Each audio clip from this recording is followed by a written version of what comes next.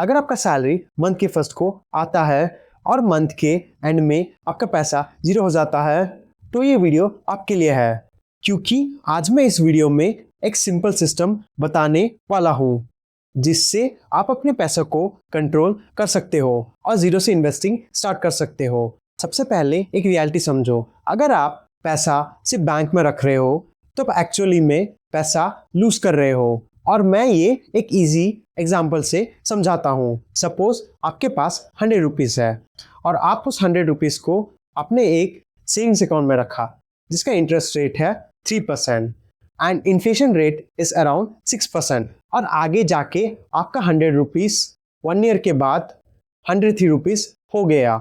अब सुनने में हमें लगता है कि हमें प्रॉफिट हुआ है, लेकिन रियलिटी में 103 रुपीज़ का रियल वैल्यू है 97 rupees after considering the factor call inflation. मतलब आपका पैसा बढ़ नहीं रहा है और चुपके से पैसा कम हो रहा है, और इसी वजह से 90% ऑफ लोग लाइफ में आगे बढ़ ही नहीं पाते और वही लो मिडिल क्लास और मिडिल क्लास के लूप में फंस जाते हैं। और आप जब भी इन्वेस्टिंग स्टार्ट कर रहे हो तो आप 3 से 6 मंथ का इमरजेंसी फंड जरूर रखना इन्वेस्टिंग स्टार्ट करने से पहले, क्योंकि अगर आपको फ्यूचर में कोई भी प्रॉब्लम आए तो आपको अपना इन्वेस्टमेंट नहीं बेचना पड़ेगा और उसके बदले आप अपने इमरजेंसी फंड को यूज़ कर सकते हो।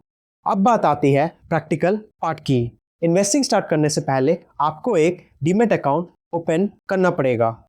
इसके लिए ऐप जैसे ग्रो, अपस्टॉक और ज़ीरोधा यूज़ कर सकते हो। फिर जब भी आपका डीमैट अकाउंट ओपन हो जाए तब आप इन्वेस्टिंग के लिए रेडी हो। अब सवाल आता है कि हम पैसा लगाए कहाँ। अगर आप बिगनर हो तो आप म्यूचुअल फंड, इंडेक्स फंड या कोई लार्ज कैप स्टेबल कंपनी से स्टार्ट कर सकते हो। यहाँ आपको सेफ और स्टेडी रिटर्न मिलेगा।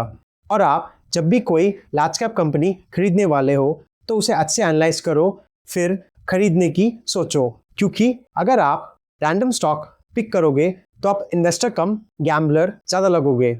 अब यहाँ पे आप एक सिंपल सा अप्रोच फॉलो करो।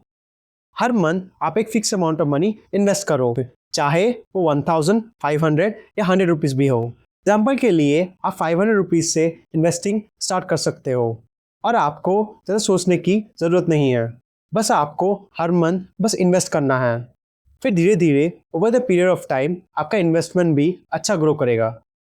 और मैं देखता हूँ बहुत सारे इन्वेस्टर बिगनिंग में एक गलती बहुत बार करते हैं, जो कि वो दूसरों की टिप्स लेके बहुत सारे स्टॉक्स और म्यूचुअल फंड खरीदते हैं, बट आगे जाके अगर मार्केट गिरता है तो पैनिक करके सेल कर देते हैं। और इसी वजह से 90% of the retail investor loss में है, क्योंकि वो समझ ही नहीं पाते उनको चाहिए क्या।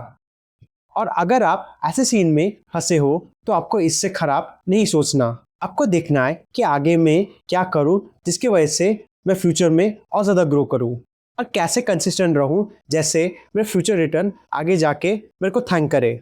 और ये वीडियो आपको अच्छी लगी तो लाइक, शेयर और सब्सक्राइब करना मत भूलना, और मिलते हैं नेक्स्ट वीडियो में।